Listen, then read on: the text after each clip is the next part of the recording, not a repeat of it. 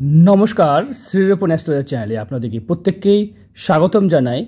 आज के एक युवकेर हाथ उनी बेस्ट माने सबस्क्राइबार अ্যাওয়ার্ডটা পেয়েছেন। উনি আমাদের যে ভিডিওতে নিয়মিত কমেন্ট করতেন তার জন্য ওনাকে বেস্ট সাবস্ক্রাইবার ঘোষণা করা হয়েছে। তাই ওনার হাতের উপরে ফ্রি ভিডিও অ্যানালাইজ পাচ্ছেন। আপনারা যারা এই ধরনের ভিডিও নিতে চাইছেন তারা ভিডিওতে নিয়মিত কমেন্ট করবেন। যদি আপনাদের কমেন্ট সিলেক্টেড হয় তাহলে নিশ্চিত আপনারাও কিন্তু বেস্ট সাবস্ক্রাইবার অ্যাওয়ার্ডটা পাবেন। তাই আমরা দেরি না করে ভিডিওটা শুরু করি। চলুন দেরি না করে আজকে বিষয়গুলো হলো যা হাতে যত প্রশ্ন করেছেন ওনার বাড়িঘর হবে কিনা, অর্থ ইনকাম কেমন হবে, পরিবারের সঙ্গে সম্পর্ক কেমন থাকবে, আত্মীয় স্বজনের সঙ্গে কেমন সম্পর্ক থাকবে, এই প্রশ্নের উত্তর নিয়ে ভিডিওটা করব। দেখুন আমাদের চ্যানেলে প্রায় অনেকগুলোই ভিডিও আছে, যদি আপনারা মনে করেন দেখতে পারেন আমাদের 3টে চ্যানেল মিলে প্রায় অনেকগুলোই ভিডিও আছে, প্রায় অনেকেই 3000-এর আশেপাশে ভিডিও। আপনারা ভিডিওগুলো দেখতে পারেন। আর যারা মনে করছেন যে নিজের হাতের ভিডিও নেবেন স্ক্রিনে দেওয়া নাম্বারে যোগাযোগ করতে পারেন। দেখুন একটা হাত বিচার করার সময় প্রথম যেটা বিচার করা উচিত হাতের গঠন প্রকৃতি। হাতের গঠন যদি দেখা যায় তাহলে বলিষ্ঠ হাতের গঠন, একটু ফুলে আছে, দেখুন প্রত্যেকের জায়গায় ফুলে আছে, এটা অবশ্যই একটা ভালো মানে নির্দেশ করে। হাতে যদি রেশিও দেখা হয়, এই দিকে রেশিও এবং আঙুলের রেশিও, এটা কিন্তু আনুমানিক যে অনুপাত সেটা কিন্তু ঠিকই আছে, তবে আঙুলগুলো তুলনামূলকভাবে একটু বড় আছে, আরও ছোটো হলে ভালো হতো, কিন্তু ঠিক আছে, ভগবান যা দিয়েছে সেটাই তো মেনে নিতে হবে। আঙুলের মাঝে এখানে একটা ফাঁক আছে, এটাও কিন্তু একটা নেগেটিভ অবশ্যই গঠনের মধ্যে পড়ে। তাহলে হাতের গঠনে যদি দেখা যায় তাহলে জাতক কিন্তু ভালোই পয়েন্ট পাচ্ছে, খারাপ নয়।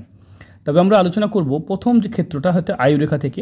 জীবন ঠিক থাকলে সবই ঠিক থাকে, এই রেখাটাকে বলা হয় আয়ুরেখা। দেখতে পাচ্ছেন আয়ুরেখাতে অনেক ছোট বড় রেখা কিন্তু তৈরি হয়েছে। আয়ুরেখাতে আমরা যদি দেখি, আয়ুরেখাকে কেন্দ্র করে অনেকগুলো ছোট ছোট জব, এই যে জব এগুলো তৈরি হয়েছে।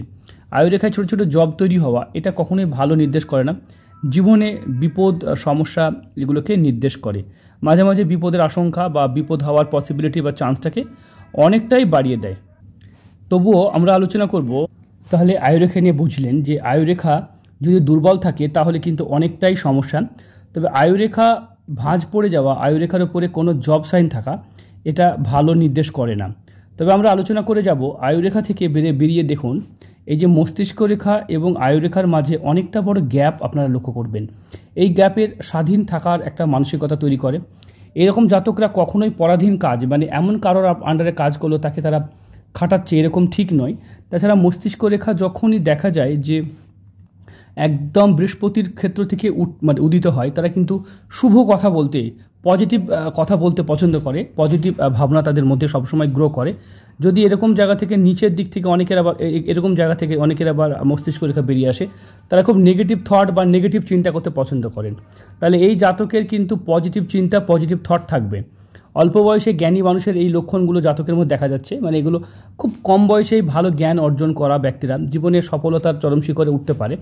হাতে যদি দেখা যায় এইখান থেকে এই রেখাগুলো, এটা কিন্তু বৃহস্পতির ক্ষেত্রে মানে অর্থ, বাড়ি, ঘর, সম্পদ মানে এগুলোকে নির্দেশ করে। জাতক নিজের জ্ঞান বুদ্ধি দ্বারা, নিজের বিবেচনা দ্বারাই কিন্তু এগুলো অর্জন করতে পারবেন। খুব ভালো একটা চিহ্ন, এই চিহ্ন কিন্তু খুব কম অংশ দেখা যায়, মানে যাদের হাতে বৃহস্পতিতে এরকম ক্রস বা সাইন দেখা যায়। আমরা আলোচনা করে যাব, দেখুন এখান থেকে দেখতে পাচ্ছেন এইখান থেকে যে রেখাগুলো উঠছে এগুলো কিন্তু ভাগ্যরেখা, সহায়ক রেখা, এগুলো কিন্তু সবই ভাগ্যরেখা, সহায়ক রেখা। তবে রেখাগুলো কিন্তু কোথাও গিয়ে থেমে গেছে, ছোট্ট হয়ে গেছে।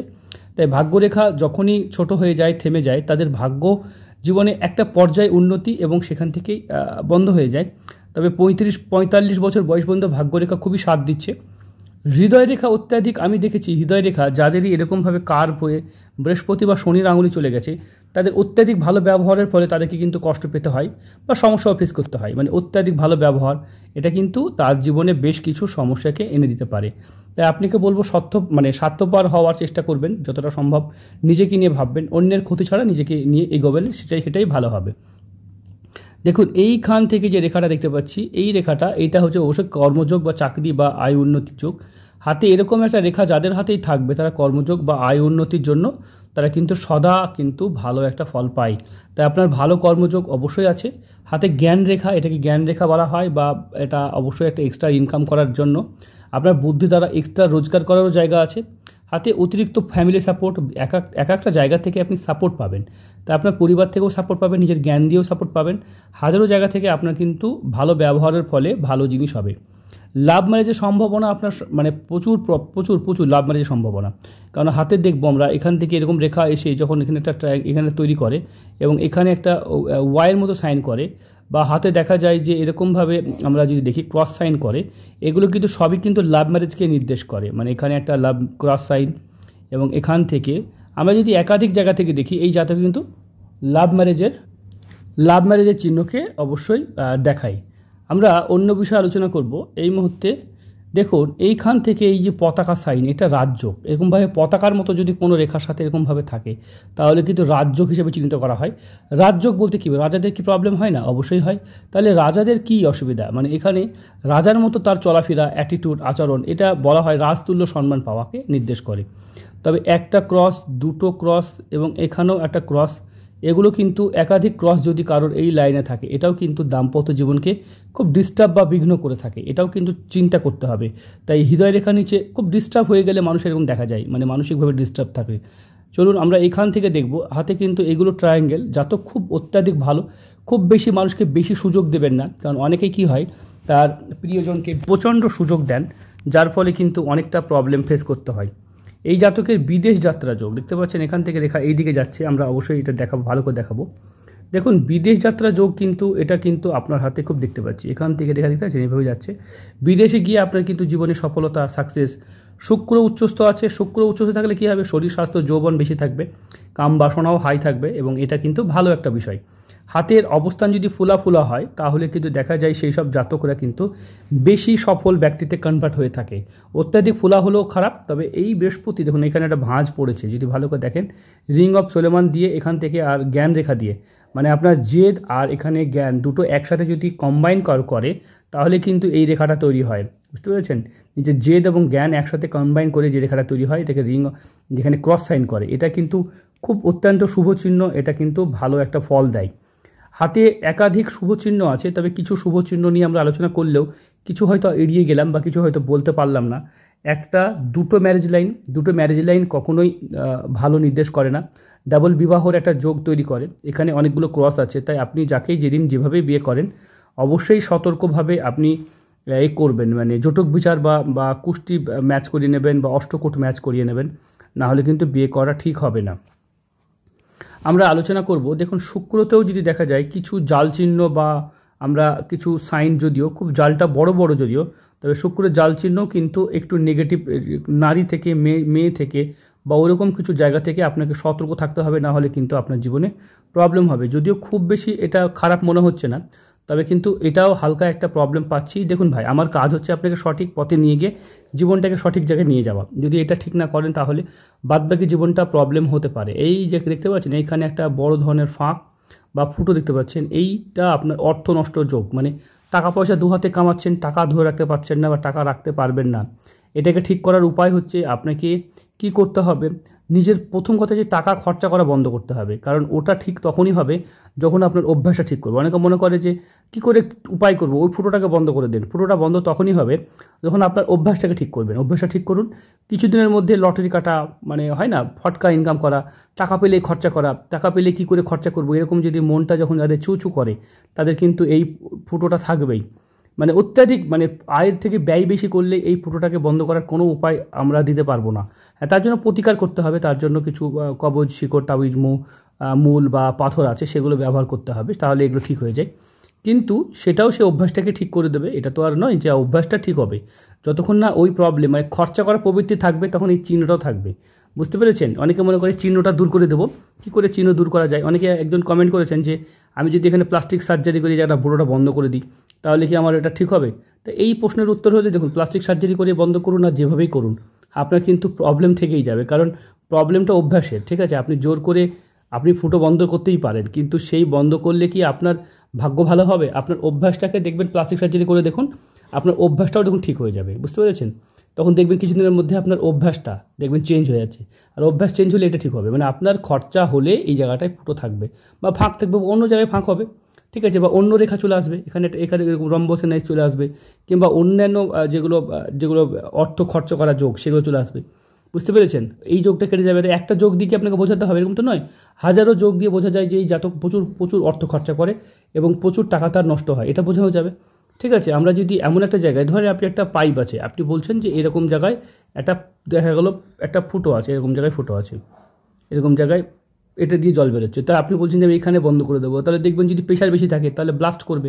ঠিক আছে, ব্লাস্ট করে এটা দিয়ে বেরোবে বা এইটা দিয়ে বেরোবে, এইভাবে বেরোবে। মানে ব্যাপারটা হলো অনেকে মনে করে যে আমি যদি আপনার প্রেশারটা, তাহলে এবার প্রথম প্রশ্নের উত্তর হলো যে আপনি যদি এরকম হয় না ফুটো এইটা বন্ধ করবেন, তো একাধিক জায়গা থেকে বেরোনোর রাস্তা আছে। ঠিক আছে, অর্থাৎ আপনার একাধিক জায়গা থেকে খরচ ক্ষয়ক্ষতি হওয়ার সম্ভাবনা দেখা যায়, সেগুলো হাত দেখে চিহ্নিত করা যায়। এই কেতু দেখে বোঝা যাবে, রাহু দেখে বোঝা যাবে, বৃহস্পতি দেখে বোঝা যাবে, রবি দেখে বোঝা যাবে, বুধ দেখেও বোঝা যাবে। একাধিক জায়গা থেকে বোঝা যায় যে আপনি প্রচুর অর্থ খরচা করছেন এবং টাকা পয়সা ভুল পথে নষ্ট করছেন, সেটাও নির্দেশ করবে। যাই হোক, তবে এটা প্রথম যেহেতু চিহ্নটা এটাকে নিয়ে আলোচনা করি, এর দ্বিতীয় তৃতীয় চিহ্ন থাকে। যাই হোক ভাই, আপনার হয়তো মানি ট্রায়াঙ্গেল আছে, এটা খুব ভালো দিক। আমি অ্যাস্ট্রোলজি করতে গিয়ে যেটা মনে হয়েছে, যেটা সত্যি কথা মানুষের শোনা উচিত সেটাই বলি। যারা হাতের ছবি স্পষ্ট পাঠান তাদের জন্য খুব ভালো, তাদের হাতটা নিয়ে বিশ্লেষণ করা সুবিধা হয়। এইসব সাইনগুলো কিন্তু ভালো সাইন ছিল, কিন্তু কোথাও এই সাইনগুলোতে মান পাচ্ছেন না, কারণ আপনার হাতে একটা জায়গা যেটা দেখতে পাচ্ছি সেটা হচ্ছে এইটাকে ঠিক করতে হবে, অভ্যাসটাকে ঠিক করুন। অভ্যাস ঠিক করলে মোটামুটি এই প্রবলেম সলভ হয়ে যায়। জাতকের জন্মকুষ্ঠী নিয়ে এসেছি, দেখুন জাতকের জন্ম কিন্তু 2003-এ, তাই বৃষ রাশি লগ্ন কিন্তু মেষ, বৃষ রাশি মেষ লগ্ন। আমরা দেখব 1 2 3 4 5 6 7 8, অষ্টমে কেতু আছে, নবম ঘরে মঙ্গল আছে, নবমপতি মঙ্গল, মাঙ্গলিক বলা যাবে না, দশম শুক্র, দশম গ্ল্যামার ওয়ার্ল্ড ফ্যাশন ইন্ডাস্ট্রি এরকম জায়গায় কাজ করাও দশমপতি যেহেতু শুক্র। আমরা দেখব এই মুহূর্তে এটা শনিও যদি অবস্থান করে, তবে আপনার শনি তো দ্বিতীয় স্থানে মানে দ্বিতীয় স্থানে বসে আছে, তাই এটা অসুবিধা হবে না। এবং একাদশে বুধাদিত্য যোগ আছে, বুধ কিন্তু আপনার দগ্ধ হওয়ার কারণে আপনার বুধাদিত্য যোগে কিন্তু একটু সমস্যা হচ্ছে। এবং বৃহস্পতি আপনার উচ্চস্থ, বৃহস্পতি কিন্তু উচ্চস্থ আছে জন্মকুষ্ঠীতে, সেটা একটা ভালো সাইন অবশ্যই। আর আপনার রাহু শনি শাপিত যোগ, সব ঠিক থাকা সত্ত্বেও জীবন খারাপ যাবে। এবং চন্দ্রগ্রহণ যোগ, সন্ধ্যার পর মন ভালো থাকবে না, মানসিক একটু উদ্বেগ থাকবে। আমরা যদি অন্যান্য বিষয়গুলো দেখি তাহলে দেখব মঙ্গলের মহাদশা চলছে, এটা 2024 পর্যন্ত মঙ্গলের পর রাহু ঢুকবে। এটা কিন্তু আপনাকে সতর্ক থাকতে হবে, রাহু কিন্তু কাম বাসনা বা একটু বাইরে নিয়ে যাওয়া, বিদেশ নিয়ে যাওয়ার একটা বড় এটা করে।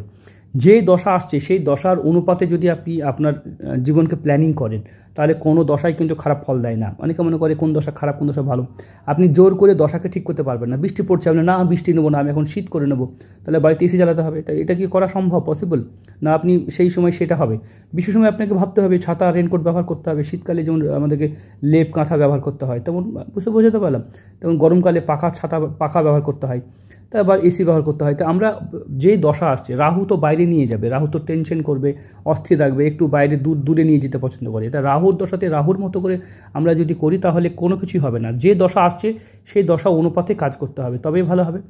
রাহু ঢুকে যাবে কবে থেকে দেখে নিতে পারেন, 23 আগস্ট 2024 থেকে এই পর্যন্ত 42 পর্যন্ত আছে। বাইরে যাওয়া, বিদেশ যাতা, মানে বিদেশে গিয়ে আপনি জীবনে সেটেলমেন্ট হতে পারবেন, খুব ভালো হবে। ঠিক আছে, নবাংশ কুণ্ডলী, এখানে লগ্নে মাঙ্গলিক আছে, এই নবাংশ কুণ্ডলীতে একটু প্রবলেম, এখানে একটা মাঙ্গলিক দোষ পেয়েছি, এটা একটু জেদ উত্তেজনা সমস্যা থাকবে। আমরা লগ্ন কুণ্ডলীতে ফিরে যাব। দেখুন এই মুহূর্তে যদি দেখা যায় তাহলে জন্মকুষ্ঠীতে আলোচনা করার যে বিষয় সেটা হচ্ছে আপনার সেকেন্ড হাউসে শাপিত যোগ তৈরি হয়েছে, এটাকে ঠিক করা যায় কী করে সেটা আলোচনা করব আমরা। এগুলো অবশ্যই ঠিক করা যায়, এগুলো ঠিক করলে অবশ্যই ঠিক হয়ে যাবে। উনি বেস্ট সাবস্ক্রাইবার, ওনার প্রতিকার অবশ্যই হয়ে যাবে উনি যদি নিয়মিত কমেন্ট করেন। আমরা নেক্সট প্রতিকারের জন্য যারা সিলেক্টেড হয় তাদের প্রতিকারটাও আমরা ফ্রি অফ কস্ট করে দিই। তাই প্রতিকারের জন্য যারা কমেন্ট করছেন আমাদের নিয়মিত, কেন করি? আমাদের ভালো কমেন্ট নেওয়ার জন্য নয়। প্রথম কথা হচ্ছে যারা আমাদেরকে নিয়মিত কমেন্ট করেন তার মানে তারা সাবস্ক্রাইবার, অনেকেরই ফাইন্যান্সিয়াল অবস্থা ভালো নেই, তাদের জন্য এই সুবিধাটা আছে, বুঝতে পেরেছেন? অনেকে মনে করে যে নিয়মিত যারা সাবস্ক্রাইবার আমাদের, যারা নিয়মিত কমেন্ট করেন, অনেকে ভিডিও দেখেন, অনেকে বলে স্যার ভিডিও দেখি, সব ভিডিও দেখি, আমি তার 3টে প্রশ্ন করলে তার একটা উত্তর দিতে পারে না। কী প্রশ্ন করি জানেন? শুধু আমার নামটা বলুন তো দেখি।